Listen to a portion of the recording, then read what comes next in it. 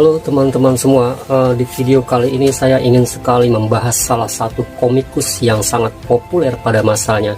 Bagi generasi 70 hingga 90-an mungkin tidak asing dengan sosok satu ini. Dia adalah Tatang S. Sebenarnya jika ingin membicarakan secara luas komik Indonesia di masa lalu, ada banyak sekali komikus besar kita yang menghasilkan karya yang sangat bagus, baik dari sisi gambar, tema cerita, karakter, dan lain-lain. Komikus-komikus itu antara lain adalah R.A. Kosasih yang terkenal dengan cerita-cerita pewayangan, ada Ganesh TH yang terkenal dengan Si Buta dari Gua Hantu, ada juga Jair yang terkenal sebagai pencipta karakter dari Jaka Sembung, ada Teguh Santosa, ada Hasmi, Kusbram, ada Hengki, dan lain-lain. Nama-nama tadi hanya sebagian saja yang terkenal pada masa itu. Di luar itu ada banyak sekali komikus-komikus yang cukup dikenal masyarakat Indonesia. Tetapi nama Tatang S ini cukup mendapat tempat tersendiri di kalangan masyarakat Indonesia pada masanya. Tatang Suhendra alias Tatang S dan komik Petruk Garengnya sangat melekat di benak masyarakat Indonesia. Ini tentu saja bukan tanpa penyebab. Dibanding karya komikus-komikus lain, saat itu karya-karya Tatang S mungkin lebih mudah dijumpai dan dijangkau baik oleh orang-orang dewasa, bahkan sampai anak-anak sekolah dasar. Penggemar Tatang S pada masanya mungkin hampir dari semua kalangan. Fenomena komik Petruk Gareng karya Tatang S ini mengingatkan dengan novel-novel Freddy S dan Wiro Sableng Bastian Tito. Pola distribusinya hampir sama. Pola distribusi novel Wiro Sableng, Freddy S, dan komik Petruk Gareng Tatang S ini mengingatkan dengan pola distribusi penerbit Penguin di Inggris. Hanya saja, penerbit Penguin di Inggris memiliki idealisme yang berbeda. Mereka berpikir bagaimana caranya menerbitkan buku bermutu seperti sastra, filsafat, dan lain sebagainya dengan harga murah dan mudah dijangkau peminatnya. Itu sebabnya mereka mencetak buku dengan kertas murah dan didistribusikan di stasiun dan tempat-tempat keramaian lainnya. Pada tahun 1935, penerbit Penguin yang dikelola oleh Allen Lane dan dua orang saudaranya merilis 10 buku pertamanya. Harga buku-buku itu benar-benar sangat murah untuk ukuran saat itu. Buku-buku tersebut dicetak dalam jumlah cukup besar hingga belasan ribu eksemplar. Buku-buku ini diedarkan tak hanya di toko-toko buku, tapi juga di kios-kios rokok, agen-agen koran di berbagai stasiun, dan tempat-tempat keramaian lainnya. Sementara itu, penerbit komik Petruk Gareng karya Tatang S pada masanya, selain Sandro Jaya, yang paling terkenal juga adalah Gultom Agency. Kecuali perbedaan soal idealisme, pola distribusi ini nyaris sama dengan apa yang dilakukan pada novel-novel Freddy S, Wiro Sableng, Bastian Tito, dan komik-komik karya Tatang S. Karya-karya ini bisa dengan mudah didapatkan di lapak-lapak buku kaki lima, di terminal, stasiun-stasiun, bahkan sampai ke pasar tradisional. Novel-novel Freddy S, Wiro Sableng, hingga komik-komik Tatang S pada masanya sangat biasa bersanding dengan tumpukan koran, tabloid, hingga tumpukan teka-teki silang. Selain murah, komik-komik Tatang S pada masa itu juga tidak perlu dibeli. Komik-komik ini bisa disewa pada orang yang berjualan dan menyewakan mainan di halaman sekolah. Faktor lain yang mungkin membuat komik Petruk Gareng karya Tatang S melekat di benak masyarakat, selain mudah didapat dan harganya yang murah, komik Petruk Gareng karya Tatang S ini kebanyakan tipis-tipis dan bisa dibaca dengan sangat cepat.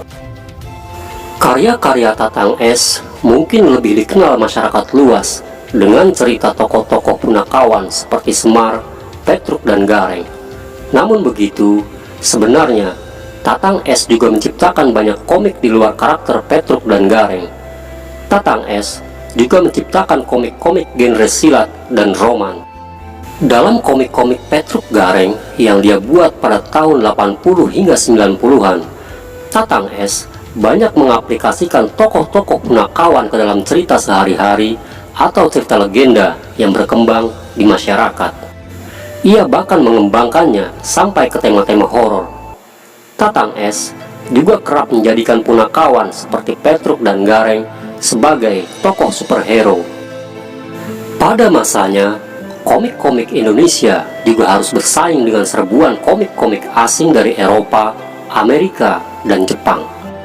Ada banyak sekali komik-komik asing yang beredar tahun 70 hingga 90-an. Komik-komik itu antara lain adalah Asterix, Tintin, Smurf, Nina, Petualangan Arab dan Maya, Dragon Ball, dan masih banyak komik-komik lainnya. Komik Petruk Gareng karya Tatang S ikut meramaikannya.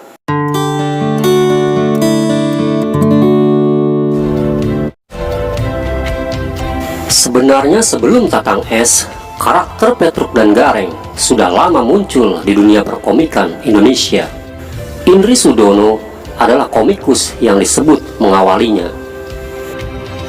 Menurut Henry Ismono, penulis yang juga seorang kolektor komik di Indonesia, ia mengatakan bahwa yang mula-mula menggarap komik Petruk Gareng adalah Indri Sudono pada tahun 1956.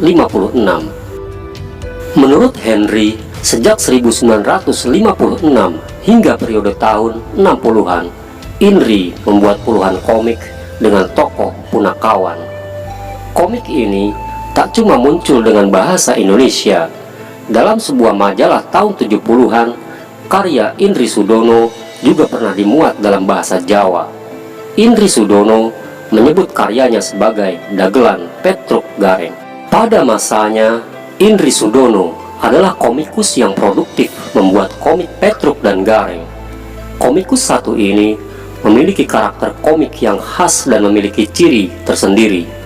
Karya-karyanya banyak diterbitkan oleh CV Loka Cipta Semarang. Komikus lain kemudian banyak yang mengikutinya membuat komik Petruk dan Gareng. Mereka antara lain adalah Urip, Rini AS, Leo, Sopo Iki, Cepi, Ricky NS, dan terakhir juga Tatang S. Dalam sebuah halaman komiknya, komikus Absoni bahkan pernah menjuluki Indri Sudono sebagai bapak komik Petruk dan Gareng.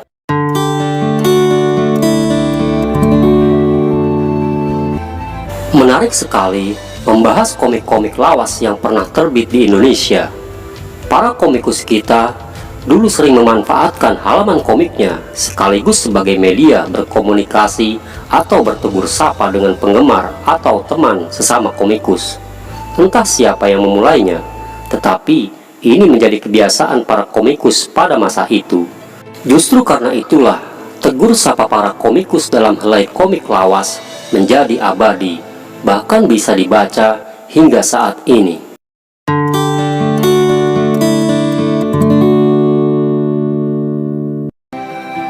Sebenarnya ada kisah menarik dan bikin geger dalam perjalanan karir Tatang S sebagai komikus.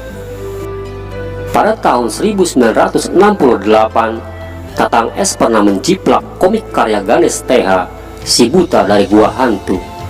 Tatang S membuat komik berjudul Si Gagu dari Gua Hantu yang merupakan jiplakan dari komik Si Buta dari Gua Hantu yang sangat fenomenal, bahkan pernah diangkat menjadi film layar lebar. Kasus ini sempat membesar dan membuat riuh jagat perkomikan Indonesia. Menurut Henry Ismono, sebenarnya masa itu sudah banyak yang coba meniru karakter ciptaan Ganes TH. Akan tetapi, Tatang S bukan sekedar meniru, dia sengaja membuat komik Si Gagu dengan rasa benci pada Ganes TH, sang kreator Si Buta dari Gua Hantu tersebut. Ini bisa dilihat dari alur cerita dan dialog-dialog dalam komik jiplakan yang dibuat Tatang S. Usut punya usut, baru diketahui kemudian hari, konon komik jiplakan ini dibuat atas permintaan dari penerbit di mana Ganes TH pernah bekerja sama. Penerbit tersebut merasa gusar karena Ganes TH beralih ke penerbit lain. Mereka lalu memperalat Tatang S untuk menghantam Ganesh TH dengan komik jiplakan ini. Akibat dari kasus itu, para komikus yang tergabung dalam IKASTI atau Ikatan Seniman Cergam Indonesia menyampaikan protes cukup keras terhadap komik Si Gagu karya Tatang S. Pada tanggal 5 Juli 1969, IKASTI yang diketuai oleh komikus Yan Mintaraga mengirim surat pada Kepala Seksi Bina Budaya Komdak 7 Jaya, sebuah lembaga yang kala itu memiliki kewenangan izin terbit komik dan sejenisnya. Menurut Henry Ismono, para komikus yang tergabung dalam Ikatan Seniman Cergam Indonesia saat itu meminta pihak berwajib menarik peredaran komik Si Gagu. Lebih keras lagi, mereka menuntut agar komik ini disita dan dimusnahkan. Setelah kasus penjiplakan komik Si Buta dari Gua Hantu, Tatang S kehilangan respek dari teman seprofesi. Namun hal ini tidak membuatnya terpuruk dan malah justru makin produktif. Tatang S banyak membuat komik genre silat lainnya. Komik-komik itu antara lain Ayub Jago Betawi, Si Ronda, Si Kipa dari Rawa Tembaga, bahkan juga komik Si Jampang yang awalnya digarap oleh Ganesh TH. Di sela pekerjaan membuat komik silat sejak tahun 1972, menurut Henry Ismono, Tatang S sendiri sudah produktif membuat komik humor dengan tokoh Petruk dan Gareng. Namun begitu, Tatang S baru dikenal sebagai komikus Petruk Gareng sejak tahun 1980-an, justru pada saat komik Indonesia mulai surut. Henry Ismono mengatakan bahwa disinilah hebatnya Tatang S. Menurut Henry, ketika komikus lain mulai alih profesi dan sebagian mulai masuk dunia advertising, terutama pada tahun 1990-an, Tatang S justru tetap produktif membuat komik. Tatang S setia menggarap komik Petruk Gareng dengan kisah-kisah rakyat. Produktivitasnya luar biasa, dan ia bisa melahirkan ratusan judul. Menurut Henry Ismono, penulis buku Ganesh TH, Sang Pendekar Kemanusiaan yang terbit pada tahun 2018 itu, di titik inilah nama Tatang S patut dicatat. Tatang S setia pada profesinya sebagai komikus. Di kota Jakarta, Tatang S konon pernah tinggal di daerah Buaran, Jakarta Timur.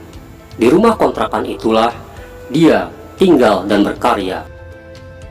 Tatang S meninggal dunia pada Maret 2003. Komikus satu ini konon meninggal dunia karena penyakit diabetes yang dideritanya.